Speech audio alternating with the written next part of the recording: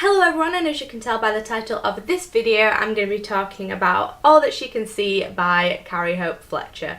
I've met Carrie several times in the past. She's absolutely lovely, and I read her non-fiction book and her last fiction book, which was On the Other Side, and I really didn't enjoy it. And when she was talking about this one that was going to be coming out, I wasn't that interested either. But I decided to give it a go and treat it as a sort of make or break book.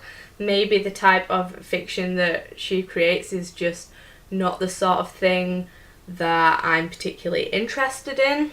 The story follows a woman called Carrie who can see the bad feelings that are attached to people, including herself. So she goes through her whole life being able to see people who are going through grief, who are sad, who are angry, who are anxious, and through a series of circumstances she discovers that she can bake good feelings into cakes to counteract what these people are feeling. So if someone is feeling sad, she can make a cake that will make them happy. If someone's feeling anxious, she can make them a biscuit that will make them feel calm. She becomes a sort of Mary Poppins of cake, where she sets up a bakery with the sole purpose of baking cakes that will make people feel better about themselves and about their lives, in order to make these bad feelings attached to them slowly shrink and then disappear completely. And when she feels like she's achieved everything that she can do in her current location,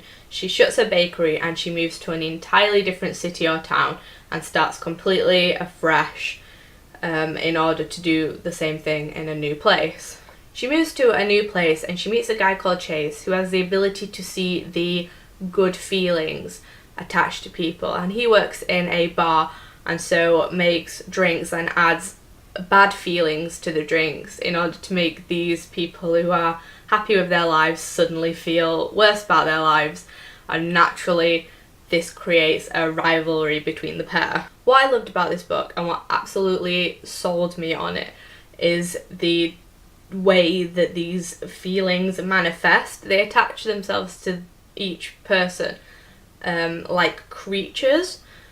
So you have like different descriptions of what each of them looks like. For example, worry looks like a tangled ball of wool, and they form themselves in different ways depending on how long they've been with a person. So Cherry can look at someone and see that they felt sad, anxious and lonely for a very long time based on whether the creatures are either crawling all over the person or they're just stood in like a perfectly formed line next to them.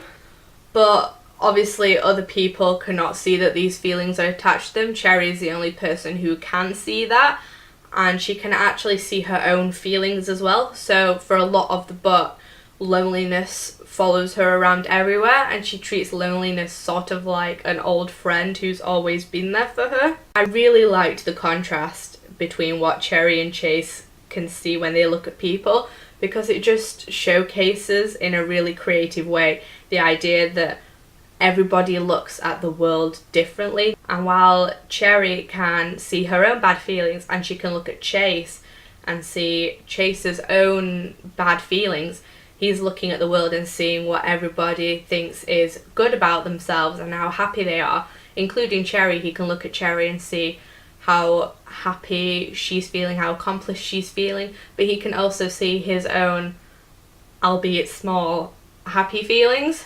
It just added a little extra bit of magic to a seemingly normal world, and it really feels like Carrie wrote this, unlike her previous book. This feels like it's very much solely the product of Carrie. That's not to say her last one wasn't entirely written by her, but it just felt like there was much more of the essence of what she's like as a creative person was kind of funneled into this book.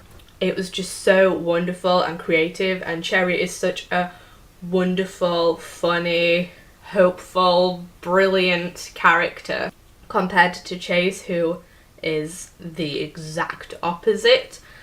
But after it hit the halfway mark, it started to lose its thread of where it was going. It seemed kind of like we'd taken this running start and then tripped and rolled down a hill for a while.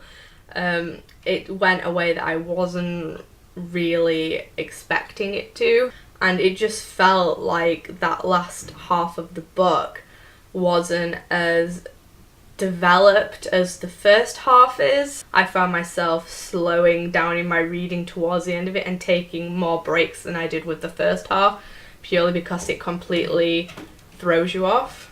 But overall, I loved this book. That was just a thing that stopped me giving it the full 5 stars, if I'm being honest. I gave it 4 out of 5 because I did really enjoy it and I loved how creative it was, and it's something that I could totally see being made into like an animation or like into a visual format anyway, because it could work so well that way. That's all I had to say in this non-spoiler review of All That She Can See.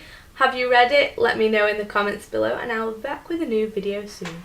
Bye!